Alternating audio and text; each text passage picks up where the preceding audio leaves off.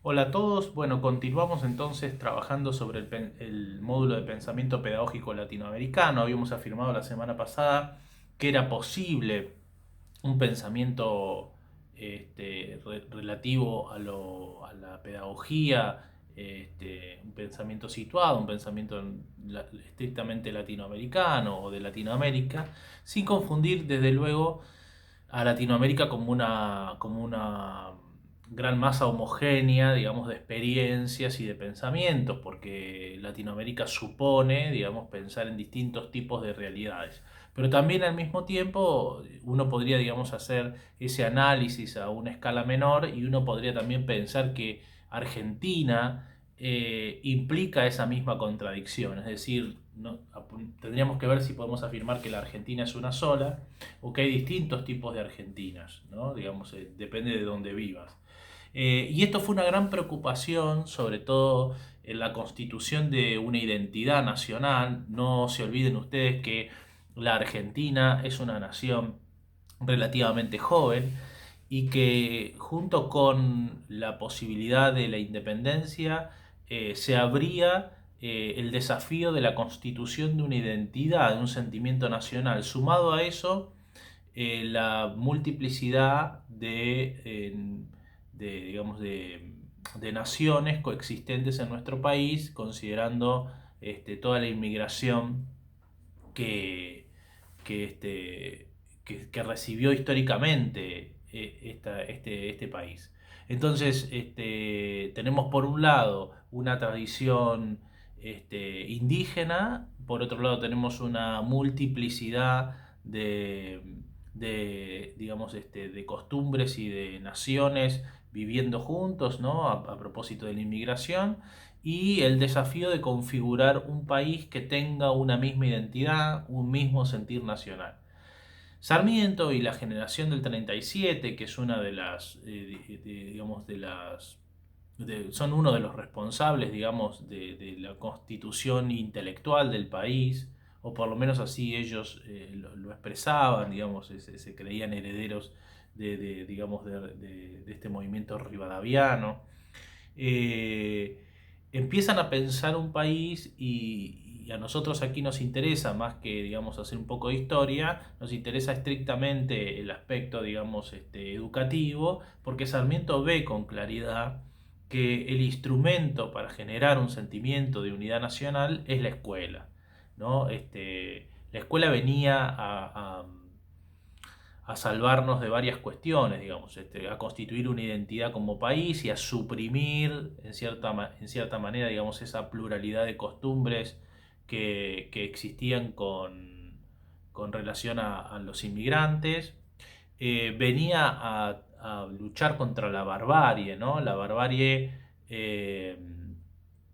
implicaba estrictamente para el pensamiento sarmientino lo indígena y lo gaucho, ¿no? Los gauchos y los indígenas eran, digamos, como lo peor de nuestra región, lo peor de nuestras costumbres, por lo tanto había que luchar contra eso, ¿no? De hecho, Sarmiento escribe un libro en memoria de uno de los caudillos más importantes que tuvo la Argentina, el caudillo riojano Facundo Quiroga, y titula su libro como Facundo, Civilización y Barbarie, digamos, ¿no? Hace todo un ensayo político sobre justamente la forma de manejo político en la Argentina a través del caudillismo y utiliza la figura de Quiroga, que es una figura, digamos, contrapuesta intelectualmente a su esquema de pensamiento, pero lo utiliza muy hábilmente desde el punto de vista literario para explicar, digamos, cuál es su proyecto de país, ¿no? Que va en contra justamente de todas estas costumbres y estas formas. El otro gran enemigo de Sarmiento, de Alberdi, ¿no? De Echeverría, va a ser justamente Juan Manuel de Rosas, ¿no? Entonces, aparece ahí la cuestión de la identidad y Sarmiento ve claramente que la identidad nacional se puede constituir, que es necesario constituirla, digamos, no es un pensamiento estrictamente sarmientino, pero lo que sí le debemos, digamos, eh, atribuir a Sarmiento es que ve en la escuela esa posibilidad, digamos, ¿no? y hace una defensa interesantísima de la educación eh, desde el punto de vista, digamos, estatal. Es decir, la educación debe ser laica, es decir, apartada de cualquier sesgo religioso y debe ser sostenida por el Estado. Con lo cual, ahí aparece toda una cuestión de debates, de conflictos de poder, digamos, esto es interesante también al inicio del módulo que ustedes están leyendo, digamos, ninguno de estos proyectos, por más hegemónico que hayan sido, han estado exentos de los conflictos, ¿no? Que en este caso, en la constitución de las decisiones que en el fondo son políticas, es muy interesante, es saludable que haya conflictos. Este, y hay una trama de poder, digamos, ¿no? El poder que significa en definitiva aquí imponerse y también significa poder hacer, ¿no? Sarmiento tiene este proyecto muy ambicioso porque no hay escuelas tal cual las conocemos hoy en la Argentina, existían las escuelas rancho, digamos, los maestros espontáneos, y Sarmiento dice, bueno, no, hay que establecer un sistema, ¿no? Un sistema desde el punto de vista estricto de la definición, ¿no? Como un conjunto ordenado de partes, es decir, un sistema que funcione mecánicamente, en donde haya gente que esté instruida para instruir y donde las escuelas sean lugares en donde uno pueda demostrar físicamente, conceptualmente, simbólicamente, que ahí, digamos, transita el conocimiento y por lo tanto este, se le tiene que otorgar una importancia desde el punto de vista edilicio, formativo, etcétera, para que el alumno entienda que eso es la civilización, ¿no? Sarmiento se ocupa hasta de pensar que las escuelas deben ser palacios, digamos, ¿no? De qué aspecto tenían que tener. Entonces, ahí aparece toda una noción de educación popular, que vamos a ver que popular aquí no significa para todos, porque Sarmiento se ocupa de aclarar justamente que popular significa para el pueblo, pero que los gauchos y los indios, digamos, son ineducables. Es decir, sería gastar recursos del Estado innecesariamente. Son personas que no se pueden educar, son personas que ya están perdidas. Sarmiento hace referencias permanentes a todo el tema de lo indio, de lo aborigen, de lo indígena y de lo gauchesco, siempre con un tono de descalificación, ¿no? Ahí están esos indios, ¿no? Que tienen a sus hijos ahí desnudos y que viven en la tierra, ¿no? En conflictos y armonías de las razas americanas, se despacha, digamos, sin demasiados miramientos. Después sí hay algunos textos que están citados en el módulo que ustedes tienen, donde, por ejemplo, escribe Bartolomé Mitre, ¿no? Que está luchando en las guerras internas, ¿no? Por la unificación contra los malones. Dice, bueno, mande al frente a los gauchos, ¿no? Que eran reclutados para pelear. Dice, no escatime en sangre de gaucho, que es lo único que tienen, ¿no? De seres humanos. Le dice, ¿no? Bueno, la verdad que hay algunos pasajes que son un poco fuertes, pero este es el Sarmiento que también nos interesa, digamos, ¿no? Es ese Sarmiento contradictorio, conflictivo, reaccionario, ¿no? Sarmiento escribe muchísimo, muchísimo. Yo tuve la oportunidad hace tiempo de estar en la casa de San Juan y me sorprendió porque lo desconocía, la cantidad, digamos, de literatura que Sarmiento escribe, digamos. Nosotros conocemos El Facundo y alguna que otra obra más.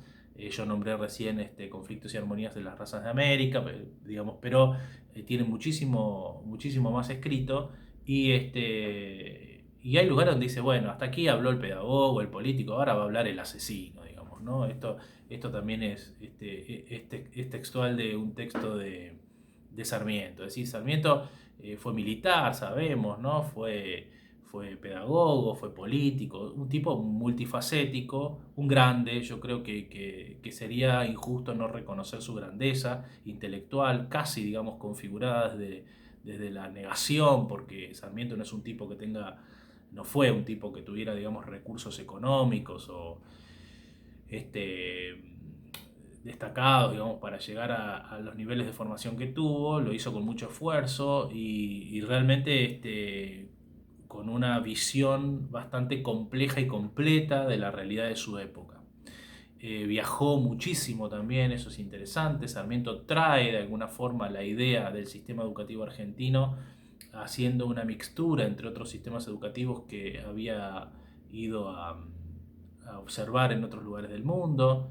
Es embajador también en los Estados Unidos, es decir, tiene un montón de virtudes en su carrera. Y a mí me parece que antes de llegar a la crítica, digamos, del pensamiento de Sarmiento, que decíamos, bueno, Sarmiento advierte que la educación popular es una educación que de alguna manera implica que hay algunos que son educables y otros ineducables, pero también se da cuenta de que el gran problema que tiene la Argentina es la extensión. Y yo al comienzo de esta clase decía que habría que pensar si hay una sola Argentina, ¿no? ¿No? El problema de la extensión era el problema de la unificación del territorio, digamos, que era importantísimo. Más allá de las luchas internas respecto a la conquista, ¿no? Y a la unificación de la misma nación. Pero él se da cuenta de la primacía de Buenos Aires y se da cuenta también de la diferencia hasta cultural digamos, de las regiones, digamos, norte del país. Entonces, bueno, yo decía, antes de seguir con esto, es interesante, hablando de los discursos, porque veníamos hablando del discurso pedagógico, un poco asumir el discurso que de alguna forma, digamos, reprodujo la escuela, digamos, y la cultura argentina en relación a la figura de Sarmiento.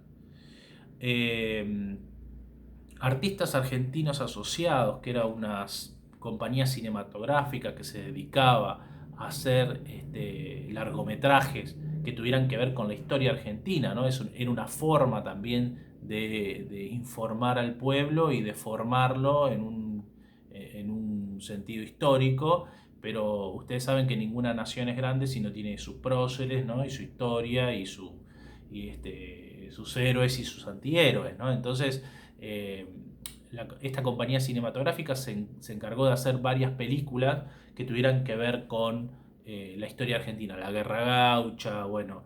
Y una de esas películas que a mí me resulta muy interesante, porque es el Sarmiento que nosotros, por lo menos mi generación y la generación de mis padres, conoció de, de, de la historia digamos, de este personaje que estamos analizando, histórico. Es una película de 1944 que dirige Luca de Mare, y que se llama Su mejor alumno, ¿no? Y es la historia de Sarmiento, de Domingo Faustino Sarmiento, en sus notas, digamos, más interesantes desde el punto de vista histórico, por lo menos lo que interesaba resaltar en esa época, y su relación con su hijo Dominguito, digamos, ¿no? Entonces, es una película que está en YouTube, es una película que ustedes van a poder ver.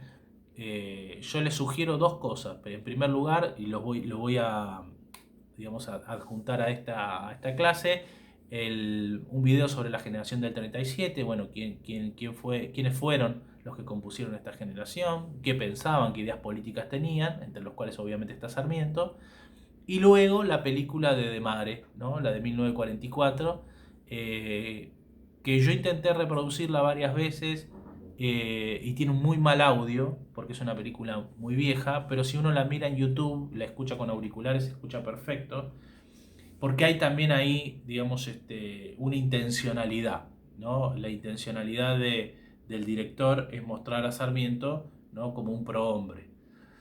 Luego nosotros vamos a ir analizando un poco más el pensamiento sarmientino y vamos a hacer algunas críticas, pero antes de llegar a eso me interesa sí que tengamos esta mirada o que refresquemos esta mirada de Sarmiento. Entonces, junto con la visualización de esta clase, les propongo que puedan ver la película, que les va a interesar. A mí me parece que más allá de, digamos, de la estética, es una película en blanco y negro, pero es una película que de alguna manera muestra a un Sarmiento combativo, a un Sarmiento que tiene claridad en sus ideas y que lucha por ellas y que se enfrenta sin ningún tipo digamos, de temor incluso a la burguesía, digamos, nacional, ¿no? Bueno, y aparecen ahí algunas notas de color que ustedes van a ver en los debates, sobre todo en el Senado, eh, en las que parece que Sarmiento, digamos, defiende a los gauchos, ¿no? Después vamos a ver cuál es, digamos, la construcción real de ese pensamiento, ¿no? Pero desde la película vamos también a ir analizando esas contradicciones. Bueno, les deseo una muy buena semana y espero que anden bien y bueno, nos estaremos reencontrando la semana entrante. Un gran saludo para todos.